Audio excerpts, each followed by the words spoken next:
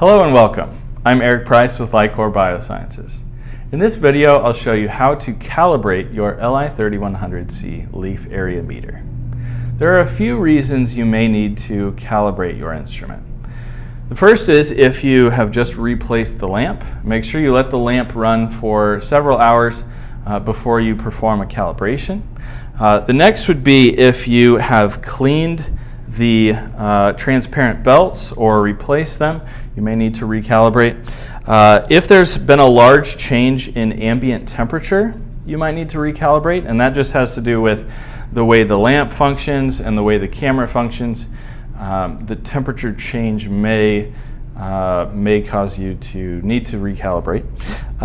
If there's been some misadjustment with the calibration, you might need to recalibrate. And if you have changed the voltage setting on the instrument, if you went from 110 to 220 volts AC power, then you may need to recalibrate as well. So those are the reasons you would recalibrate. Let's get into how you actually perform the recalibration. First, when you're recalibrating the instrument, you want to make sure that you let the lamp run for at least 5 minutes, just to let it warm up. Next, we'll use our calibration standards. There are 2 calibration discs that come with the instrument. One is a perforated kind of square plate, and we'll use this one for the majority of our calibration. And the other is a solid round disc, and we'll use that to confirm our calibration.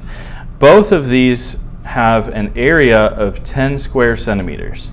So that's what the instrument should be reading when we run these through the conveyor belts.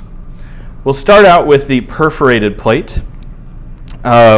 We want to run it through the belt at 5 different locations across the belt. We want to do that twice. So we'll have an average of 10 different measurements. So I want to go ahead and zero this, and I'm going to place the plate close to the front edge, let it run through the instrument, and we should get a value close to 10 square centimeters. You can see it's 9.9. That's pretty close. You would want to record this value, write it down, and press the 0 button.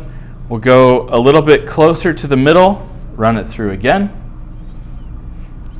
And we will do this 5 times across the length of the conveyor belt assembly, and then we'll do that twice. So we'll end up with 10 different readings, and we'll want to calculate the average of those 10 readings. If the average is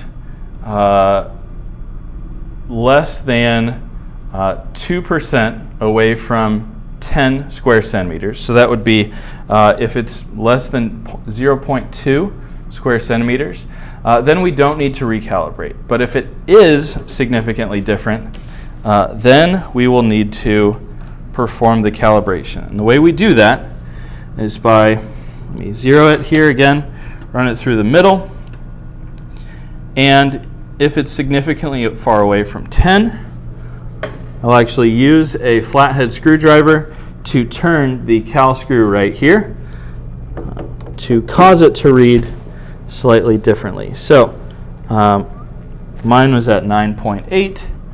I'm going to run it through again and turn it slightly. You can see it's 9.7, so I went the wrong way. Turn it the other way just a little bit.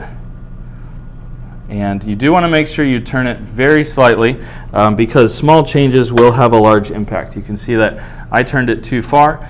It's already at 12. So this is where it gets a little bit challenging. You may need to zero the instrument, run the calibration standard through quite a few times to get it much closer to 10 square centimeters. Once you've finished calibrating with the perforated disc, we can run the solid disc through just as a confirmation to make sure that our calibration was a success. You don't need to do this 10 times, just a few times through would be good. And this should also be very close to 10 square centimeters. I've successfully calibrated my instrument. Now I'm ready to make measurements.